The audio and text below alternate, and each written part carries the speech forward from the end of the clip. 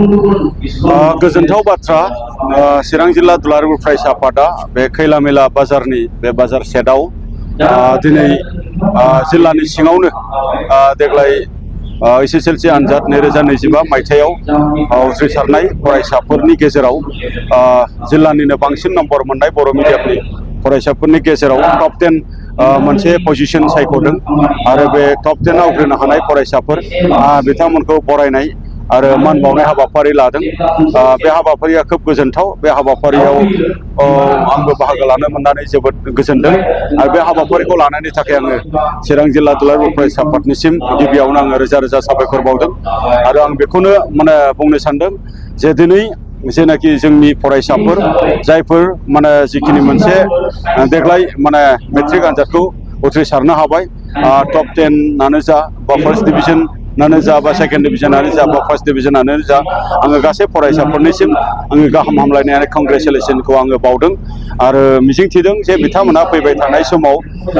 मर चेलेन्जेस आरो मर बेबायदि मोनसे कम्पिटिशन जों जिहेतु मोगा मोगि जानो गोनां जागोन दा मोनफ्रोमबो कम्पिटिशन आरो मोनफ्रोमबो चेलेन्जेसआव बिथांमोना ओभारकाम जागोन आरो गावनि जिखिनि मोनसे जिउनि थांखि बा गावनि जि मोनसे केरियार बेखौ दानो थांनायाव बिथांमोना जाफुंसार जानो हाथों आङो बेखौ मिजिंथिदों। दिनै सुबुंनि अनजिमा बांनाय लोगो लोगो लेखा रोंनाय सुबुं लाइमोन अनजिमायाबो दिनै बांदों जाउनाव कम्पिटिशना दिनै बारा जाबाय। बियो प्राइभेट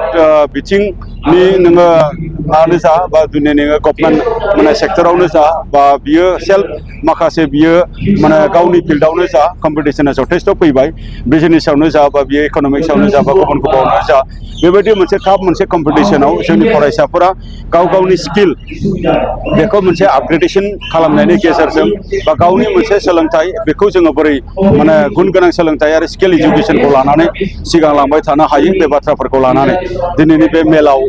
जोङो दिनै सावरायनाय जादों। दा बेखायनो जोङो दिनै नैबेबायदि हाबाफारिखौ नैबे खैलामैलायाव लाफैनायनि मेन गुबै बाथ्रायाबो बेनो जे खैलामैला ओनसोल बा निसिमा ओनसोला एसे डिस्टेन्स बा मा होनदों जग्राफिकेल बे एरियाखौ लानानै जों जुदि सानोब्ला बेवहाय एसे बेकवार्ड होननानै जोङो बुंनांगोन। नो डाउट बेनि मोनसे इनफ्रास्ट्राक्चार कमिउनिकेशन बियो दिनै आन्डार कनस्ट्राक्शन दिनै सोलिबाय थादों। फैबाय थानाय समाव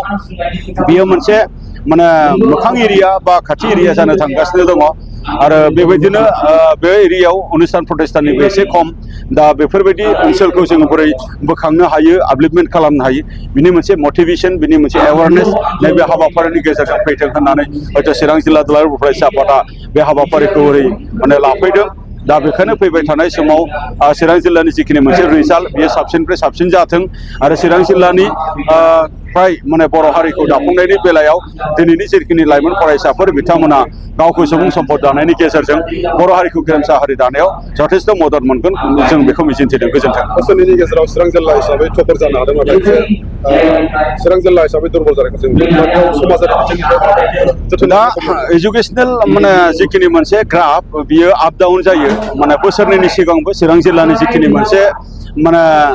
रिजाल्ट अल आसाम कम्पेरिजन जुदि खालामनानै नायोब्ला बियो लास्ट बेबायदि मोनसे पजिशनाव थायोमोन नाथाय जयेन्ट एफर्टनि गेजेरजों बियो मोनसे गोजौ फारसे बियो फैदोंमोन आरो फिन बियो बोसोरनैनि उनाव बियो एसे दिनै गेजेर बेबायदि मोनसे पजिशनाव फैदों। बियो मोनसे आप डाउन जायो। बियो मानो जाखो बेखौ जों दुलाराय फरायसा आफादाबो जोङो संदाननानै जोङो बेखौ दिहुननो जोङो नाजाबाय थादों आरो मर फैबाय थानाय समाव बेबायदि मोनसे रिजाल्टआ साबसिन जायो बेखौ जोङो नाजागोन। बे जिखिनि मोनसे ग्राफ बे ग्राफआ जेन मोनसे गोजौआवनो थाबाय थायो। नट अनलि चिरां जोंनि जिखिनि बर' डमिनेटेड एरिया बा बर' बिजों थानाय जिखिनि मोनसे फरायसालिफोर जोंनि एन्टायार आसामावनो जे जोंनि रिजाल्टखौ जोङो मोजां खालामनांगौनि थाखाय दुलाराय फरायसा आफादा जोङो खामानि मावगोन। माबा मोनसे लेकिंस माबा मोनसे बेवहाय लुप हल्स थालांदों नामा बे बाथ्राफोरखौ जोङो संदाननायनि गेजेरजों बिनि रेजलिउसन आरो बिनि मोनसे कनक्लुजनखौ जोङो लाबोनो थाखाय जोङो सेस्था खालामगोन। 2025 मायथाइयाव चिरां जिल्लानि सिङाव थानाय गासै बर' बिजों फरायसालिनिफ्राय मेट्रिक आनजाद होनानै फार्स्ट डिभिजन जानाय आरो फार्स्ट डिभिजननि गेजेराव जिल्ला एबसुआ जि टप 10 मोनसे पजिशन जोङो सेलेक्ट खालामनानै मान बावनाय जायो। बे हाबाफारिखौ एबार ब्रैथि खेबनि थाखाय निसिमा दखरा एबसुनि सिङाव थानाय जे खयला मैला बाजार बे बाजारनि हलाव जोङो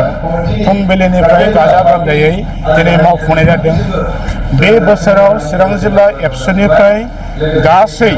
बर' बिजोंनि फरायसाफ्रा 2608 जना मेट्रिक फाइनाल होदोंमोन। बेनि गेजेराव गासै फार्स्ट डिभिजन पास जानो हादों 533, सेकेंड डिविजन 1114, थर्ड डिविजन 282 आरो पार्सेन्ट हिसाबै 73.96% एबार उथ्रिसार जानो हादों। आरो बेयाव माखासे फेल जानायफोरबो थाबाय। बाहाय गासै 679 फरायसाफ्रा फेल जानो हादों। दा बेनिखायनो दिनै चिरां जिल्ला एबसुआ जे बे बोसोराव जायफोर फरायसाफ्रा गोबां खस्थ' खालामनानै बेखिनि रिजाल्टखौ लाबोनो हाबाय, बियो जोंनि थाखाय जोबोद गोजोनथाव बाथ्रा। चिरां जिल्ला दुलाराय बर' फरायसा आफादा साफ्रोमबो सेकेंड डिविजन जा, थार्ड डिविजन जा, फार्स्ट डिविजन जा जाफुंसार जानो हानाय फरायसाफोरनिसिम गाहाम हामलायनाय बावहरदों आरो बिथांमोननि इयुन जिउनि जि केरियार बा हायार एडुकेसन बा बिथांमोननि जि मोनसे प्रफेसन बियो मोजाङैनो जाफुंसारथों। बेनि थाखाय आं आफा आनान गसाइनि खाथियाव आर'ज गाबदों। आरो जायफोर बिमा बिफाफ्रा गथ'फोरखौ बेखिनि मदद होबाय, जोथोन लाबाय, बेनि थाखायबो बिथांमोननिसिम जोंनि फारसेनिफ्राय सिबिनाय खुलुमनायखौ बावहरदों। फोरोंगिरि बिथांमोना जथेस्थ' खस्थ' खालामनानै फरायसाफोरखौ बा जोंनि जिल्लानि सिङाव सोलोंथाइनि जि मोनसे आबहावा बा जि मानदान्दाखौ बे लेभेलाव लाबोदों, बेनि थाखाय जोबोद गोजोननाय मोनदों। थांनाय बोसोराव चिरां जिल्लाया थांनाय बोसोर आरो सिगां बोसोरनै अल आसाम 33 डिस्ट्रिक्टनि गेजेराव फार्स्ट पजिशन लानो हादोंमोन। नाथाय बे बोसोराव 12टा मोनसे पजिशनखौसो दखल खालामनो हादों। नाथाय अब्लाबो दिनै जों बुंनांगोन चिरां जिल्लाया एन्टियार बड'लेण्ड डिस्ट्रिक्टनि सिङाव गासै नायोब्ला जों नुबाय जे चिरां जिल्लाया टपआव दं। आरो बेवहाय बांसिन जोंनि चिरां जिल्लानिफ्राय मोजाङै उथ्रिसारनाय रिजाल्ट लानायखौ जों दिनै नुदों। बेनिखायनो जों गोजोननाय मोनदों। दा दिनै बे हाबाफारिनि गेजेरजों जोङो जायफोर फरायसाफोरखौ बरायबाय, बाहाय फरायसाजों लोगोसे गार्जेन आरो जोंनि समाज फोरोंगिरि बिथांमोनाबो जोबोद गोजोननाय मोनदों। जों बेनिखायनो खावलायदों फैबाय थानाय समाव जोंनि चिरां जिल्लानि सोलोंथाइनि परिबेस बेखौ जों मोजांनिफ्राय मोजांसिन लांनो थाखाय 100% जोङो मोनसे क्वालिटिखौ एनश्योर खालामनो थाखाय गासैबो बिथिंनि जि जोंनि दिथागिरि बिमा बिफानिफ्राय आरम्भ खालामनानै फोरोंगिरि बिथांमोन, समाजनि दैदेनगिरि बिथांमोन आरो जोंनि सोलोंथाइ डिपार्टमेन्टनि मावख' अफिसार बिथांमोनजों जों फैबाय थानाय समाव खावलायगोन आरो सावरायगोन। सावरायनायनि गेजेरजों थासारिखौ थिग खालामनो थाखाय जों मोनसे परिकल्पनाखौ चिरां जिल्ला एबसुआ जों लानानै दङ। नाथाय दिनैसिमबो नाजानायनि गेजेरावबो चिरां जिल्लायाव गोबां जेंनाफ्रा गैया नङा दं। आरो बेफोर माखासे जेंनाया थानायनिखायनो जोंनि सोलोंथाइनि जि मानदान्दा बेखौ मोजां खालामनाय फारसे मालाबा हेम्पारा जाबाय थादों निसय। मानोना दिनै जों नुबाय फरायसालिफोराव जोंनाव नांगौ जखानि फोरोंगिरि गैया। Science teacher, maths teacher, language teacher बियो दाबो जथेस्थ' अभाब। ड्रप पस्ट दङ, भेकेन्ट पस्ट दङ, रिटायार पस्ट दङ, बायदिसिना पस्ट दिनै भेकेन्ट जानानै दङ। आरो जोंनि गेजेराव दिनै स्कुलफोरनि गेजेराव नोंथांमोना नाय मोनथाम केटेगरियाव जों स्कुल मोनबाय। गभर्नमेन्ट स्कुल प्रभिन्सियेलाइज जानाय, प्राइभेट स्कुल दङ दिनै समान आरो भेन्सार स्कुलावबो दिनै जोंनाव हाई स्कुल बर' बिजों हिसाबै 9टा दङ। दा बैबायदि माखासे केटेगरिनि स्कुल थानायावबो जोंनाव रिजाल्टनि जि मोनसे पार्थक्य डिफारेन्सआ दिनै नुजादों। बेनिखायनो जों खावलायदों गासै सोलोंथाइनि जेंना बिजाब जगायनायनिफ्राय बायदिसिना सुबिदानिफ्राय लानानै गुबैयै जोंनो जे मोनसे sufficient number of G teacher आरो जोंनि भेन्सार स्कुलफोर थानाय प्रभिन्सियेलाइज खालामनांगौ, बेफोरखौ सरकारा जोंनो थाबैनो बोस्रांनानै होनांगौ। बेखौ दुलाराय बर' फरायसा आफादा जों खावलायदों। आरो बे बोसोराव आरो फैबाय थानाय समाव पुनःपदे जोंनि स्कुला बेबायदि फोरोंगिरिनि जि मोनसे अभाब, बे अभाबा थाया। बेनि थाखाय जों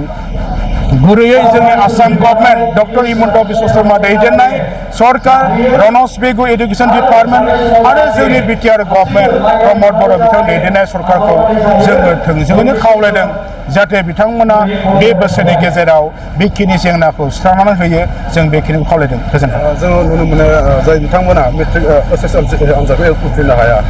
हायाखै आरो बेफोरनि बेलायाव उथ्रिनो हायैनि जाहोनाव माखासे जेंनाजों भुगिनानै थानांगौ गोनां जायो आरो भुगिनानैबो थानायखौ जों नुनो मोनो दा बैफोरखौ गोसो हमथानानै फरायफिननो नोंथाङा जिल्लानि जानानै मा खावलायगोन? दिनै गासै जोंनि गेजेराव जितु 679 आउट अफ 2608 बेनि गेजेराव फेल जाबाय बे फेल जानायाव मोनसे प्रसेस दङ कम्पार्टमेन्टेल होननाय एग्जाम जाफिनगोन बेयो बावैनो जागोन बेखिनियाव गैयाब्लाबो 50% स्टुडेन्टफ्रा पास जाफिनगोन बेखौ जोङो खावलायदों कामना खालामदों मोजाङैनो लिरफिनथों कम्पार्टमेन्टेल साबजेक्ट वाइसै आरो पास जाफिनथों आरो बिथांमोना मोजाङै केरियारखौ गावसिनि जि मोनसे जार्नि अफ माने एडुकेसन बेखौ लांनांगौ जों आसा खालामो आरो बिनि गेजेरावबो जायफोरनाखि साफा सानैया गोबां खारनाव फेल जानानै थालांगोन बिथांमोनखौबो जोङो गोसो बायनो नाङा गोसो बायना फेल होननाय बुस्थुआ जोबथा नङा आरो जोंनि मा होनो साक्सेसआबो पारमानेन्ट नङा फेल इज नट माने final and success is not माने पारमानेन्ट जों फेल जानायनि गेजेरावबो जुदि जों कन्टिनिउसलि गोसोनि बोलोखौ लानानै थांबाय थायोबा बे दिनै नङा गाबोनबो गथ'फ्रा साक्सेस जागोन आरो बे स्पेसियेलि फेल जानाय गथ'फोरखौ जोङो सं दाननानै दिहुनगोन आरो बिथांमोनजों गोसोनि बोलो मरेल जि मोनसे बुस्टिं होनायनि बाथ्रा जि मोनसे बिथांमोनखौ इन्सपायार खालामनायनि बाथ्रा बे प्रग्रामखौ जोङो लागोन सावरायगोन आरो मोजां मोनसे परिबेसनि गेजेरजों बिथांमोनखौ रिएडमिसन रेगुलार स्टुडेन्ट महरै फैबाय थानाय समाव गावनि सोलोंथाइखौ लानो थाखाय जों खावलायदों जों मालाबा नुयो थांनाय समफ्राव गथ'फ्रा हथादै माने फेल जायोबाथाय नार्भास जायो माने गोसोफ्रा फ्रास्ट्रेसन जानानै बिमा बिफाफ्राबो समाजाबो जों गाइड खालामनो हास्लाबैयाव माने सिन्थाधाराफ्रा बिराद माने डाइभार्ट जालाङो मेन स्ट्रिमनिफ्राय सिन्थाधारानिफ्राय डिरेल जानानै सोरबाया हारियाना सोरबा गुजरात बेंगालुर कम्पानियाव थांनाय गाज्रि बिथिं माने लिप्त जानाय ड्राग्स जौ जुवा उन्दै बैसोआव हाबा जानाय बायदिसिना बेफोर थासारिखौ जों नुयो बेबायदिजों जिबना जेबो लाब जानाय नङा बेक्तिगत हिसाबै नोंबो जेबो लाब जानाय नङा न'खराबो गोग्लैसोलांगोन समाजाबो बायफ्लेलांगोन गतिके बेबायदि गोसो बायफ्लेनो नाङा दिनै जों जारिमिनखौ नाय दिनै जोंनि मोगथाङाव नाय जेसेबां सुबुंफ्रा जिबनाव साक्सेस जादों बिथांमोननि जिबनावबो गोबां जेंनाया फैदों गोबां बिथांमोना माने स्ट्रागल खालामनांदों जेननायनि गेजेरजों बिथांमोना बावसोमनानै दिनैहाय बे लेभेलाव साक्सेस जानो हादों बेनिखायनो आं खावलायदों जोंनि फेल जानाय फरायसाफोर बेबायदि मोनसे सिन्थाधाराजों आवगायलांनांगौ आरो जों निस्सय जाफुंसारगोन। कम्पिउटार कर्सनि सोलोंथाइ लानो गोसो गुदुं सुबुंफोरनि थाखाय गोजोनथाव खौरां कम्पिउटार कर्सनि थाखाय बेसेन नाङा जासे मुं थिसननायनि खाबुखौ लानानै फैदों क'क्राझार सहरनि खोदोमथलायाव थानाय MS फ्लाइं रुट इनस्टिट्यूशना बयखौबो थ' बेहाय क'क्राझार सिङाव थानाय खोदोमथला फ्लाइं रुट इनस्टिट्यूटा हस्पिटेलिटी मेनेजमेन्ट आरो एभिएशननि अनगायै कम्पिउटार कर्सखौबो लन्च खालामनाय जादों गोदान थ' बेहाय दा फ्रि एडमिशन सोलिगासिनो दङ जेरै जोङो जाभास्क्रिप्ट वेब डिजाइनिं CC प्रोग्रामिं बेखौ गासिखौबो होनाय जागोन थ' जायफोर केन्डिडेटफोरा गोसो दङ बेहाय माने थाबैनो रेजिस्ट्रेशन खालामनो हागोन एडमिशन फ्रि सोलिगासिनो दं एभिएशन आरो हस्पिटेलिटी मेनेजमेन्टनि फोरोंथाय होबोबाय थानायजों लोगोसेनो देग्लायनिफ्राय लानानै फैबावदों क'क्राझारनि MS फ्लाइं रुट इनस्टिट्यूशना कम्पिउटारनि कर्स आखा-फाखा रोंगौसार फोरोंगिरि आरो मोजां खाबु थानाय बे फसंथानाव PGDCA, DCA, CCA, JavaScript, web designing, CC programming, illustrator, stenography with typing बायदि बायदि कम्पिउटार कर्सफोरनि फोरोंथायखौ नोंथांमोननो होनो थाखाय बे समाव नेनानै दङ क'क्राझारनि खोदोमथलायाव थानाय MS फ्लाइं रुट इनस्टिट्यूशना गोदानै जागायनो लानाय कम्पिउटार कर्सनि थाखाय बे समाव MS फ्लाइं रुट इनस्टिट्यूशनाव गिबि खेबनि थाखाय मुं थिसनगिरिफोरा बेसेन होनाङालासे मुं थिसननायनि खाबुखौ मोननो हागोन थारैनो नोंथाङाबो कम्पिउटारनि गियान सोलोंनो गोसो दङ नामा जुदि गोसो दङ अब्ला गोबाव खालामाजासे क'क्राझारनि MS फ्लाइं रुट इनस्टिट्यूशनाव सुलाद लानो थाखाय नोंथाङा